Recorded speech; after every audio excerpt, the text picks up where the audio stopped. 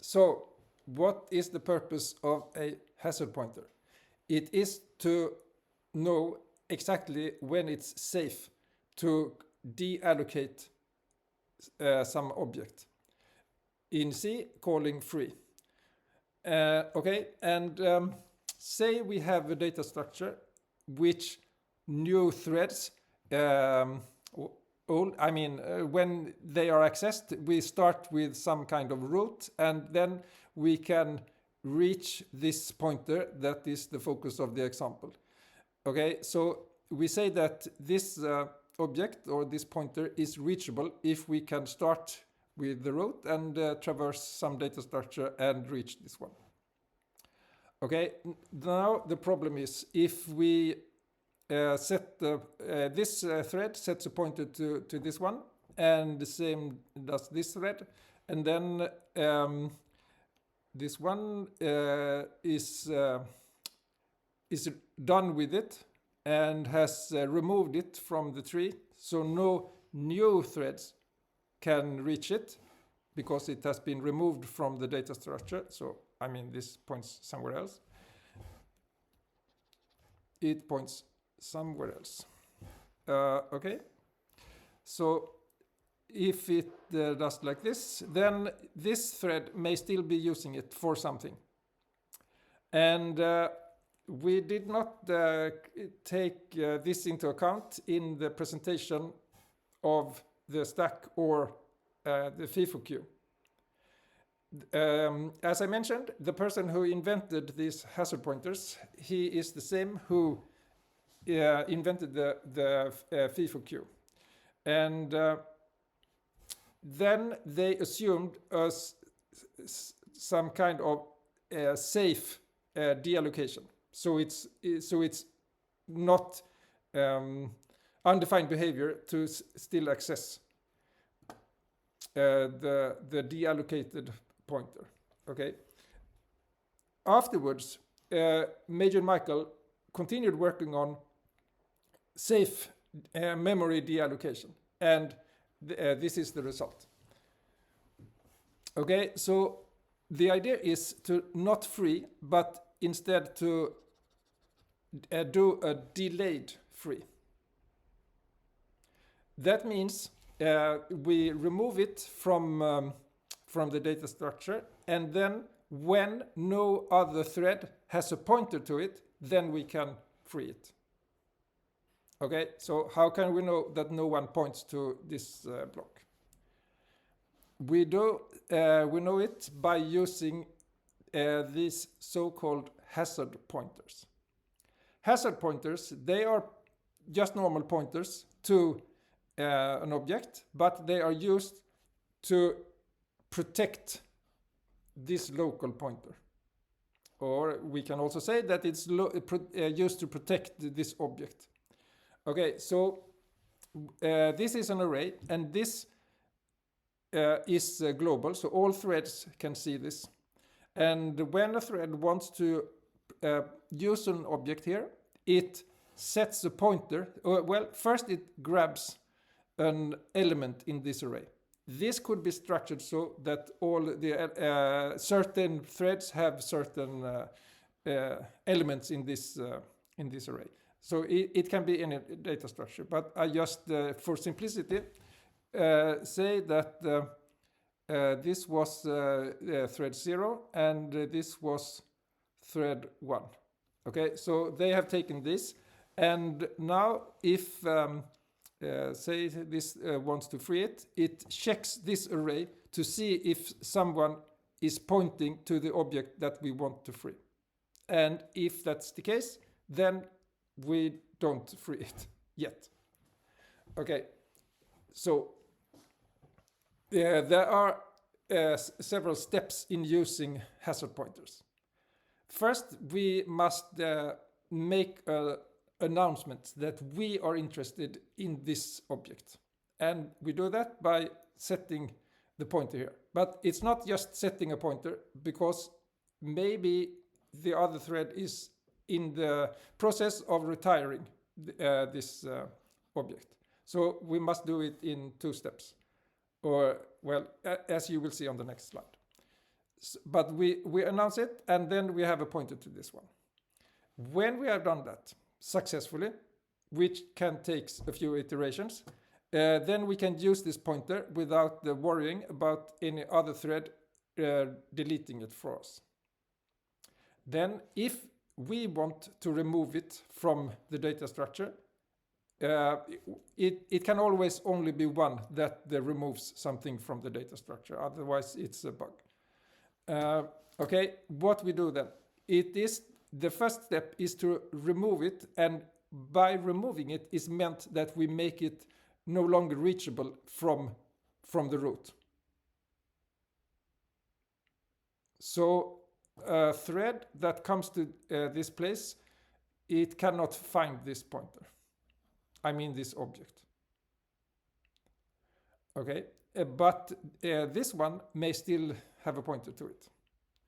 Okay, so we have done this. I say possibly remove, that possibly because it's not certain that it is this thread that wants to remove it from the data structure. And when, this number 4 is only done if it should be the same here. It's the same thread. And if we remove it, then we can retire it. And that is the delayed free. Okay, now for correctness, it would be fine to check if anyone still uses this pointer. Go through this array. And if it's still in use, then we don't free it. But since this array can be quite big, tens of thousands of elements, it would be inefficient to do that for every free, or for every retire. Okay, so we collect a few and do it as we will see later. But for correctness, it would still be fine. But for efficiency, we don't try to free it immediately. So we may have some memory that is still in use, but which can be freed. So it's not that we immediately or as soon as possible reclaim the memory, and so we can reuse it in malloc. But we have some unused memory, so to speak, for a while. But eventually it will be usable for another thread or for another memory allocation. Okay, so now we will see what actually there is one more thing that I should say, and it is when we have used this pointer and are no longer interested in it, then we should set our entry here in the hazard pointer array to null. So I can do that. Well, we can say we had another one and this one is no longer interested, so it removes it. We can do it with like that.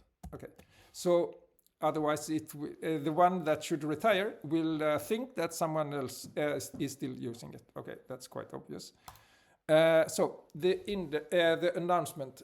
Okay, so say that we in some way get an index to this hazard pointer array, and okay, so then we can identify an index in the array, and what we do is to read the pointer using an atomic. This is an atomic variable. P is a local variable. Pointer is an atomic variable. Okay, so we just read it and put it in this array. But what happens if, say, we some other thread removed the pointer here? Then we will okay, so if some thread removes it, then we will see that the value of the pointer, it has changed, but we think it is the correct value. So therefore we check in this loop if it's still the same value. And if it's still the same value, it means that the thread that wants to remove it will know that we are interested. Otherwise, we can miss it. Okay. So now, how should we retire? I mean, this is actually two operations. Retire is one and free is another. But as I mentioned, we could do it in one, but we don't do that because it's inefficient. So instead of calling free, we call some function retire. And what we do then is to save it in a local or private thread local array. So this array that I call retired, it's only one thread can access it or accesses it. Okay, and we keep track of how many elements we have put in this array. In the paper, he calls this R, so we do the same. And he has, and we have a counter, and if we reach R, which is just some value, it could be 10,000 or it could be something else, depending on how much memory we plan to use, so to speak. Okay, so if we have reached sufficient number of elements in our array, then what we want to do is to scan this array. No, well, it was there. This array. Okay, and what we want to do then is to detect all which are non-null.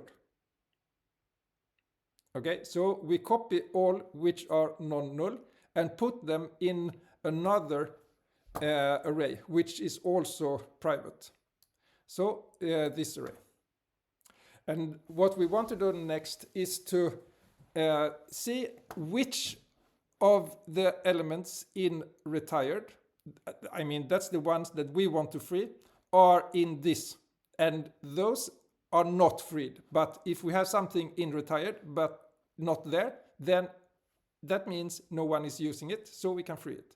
Okay, so to do this efficiently, we can sort this array, and then we go through this array, and well, if it's not for each element in retired, if that element is not in preserve, then we free it.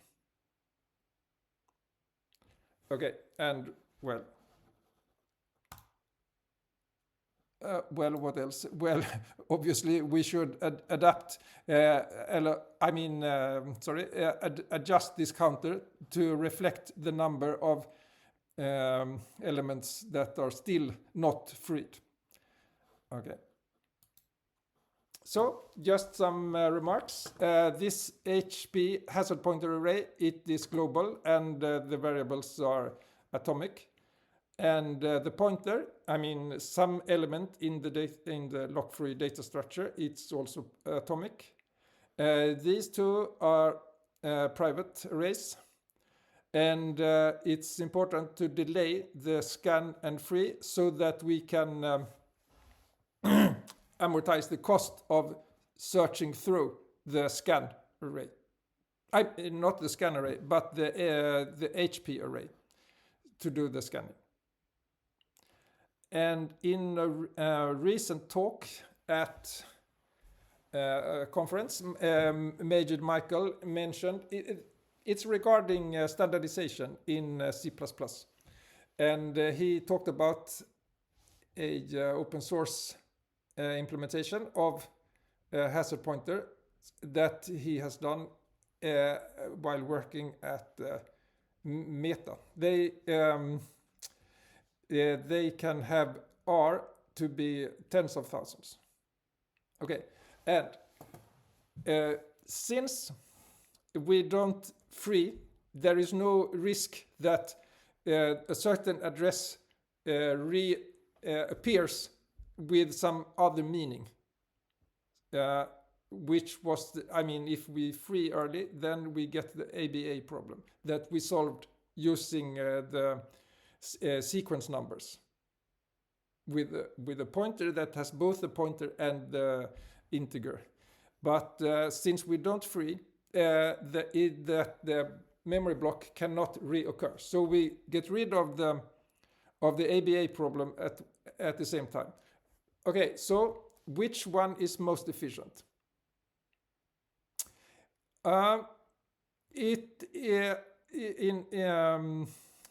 That is, I think it's not always one or the other. It depends on the hardware support for doing the atomic operations with, say, double words, which were needed for the pointers that had a sequence number. Since, as we can see, it's some work to do the actual freeing by searching this array of hazard pointers. Okay. In the paper from 2002, they used an array. I mean the arrays as we mentioned, but there can be different data structures. Of course, it's just the semantics that we want from this. But in the 2002 paper, he recommended using arrays as I have said here. Okay, so that's it. Maybe someone wants to do a project in computer science, or even later a master thesis to evaluate when hazard pointers versus the other pointers. I mean those with a sequence number are more or less efficient. That could be interesting. Okay, bye for now.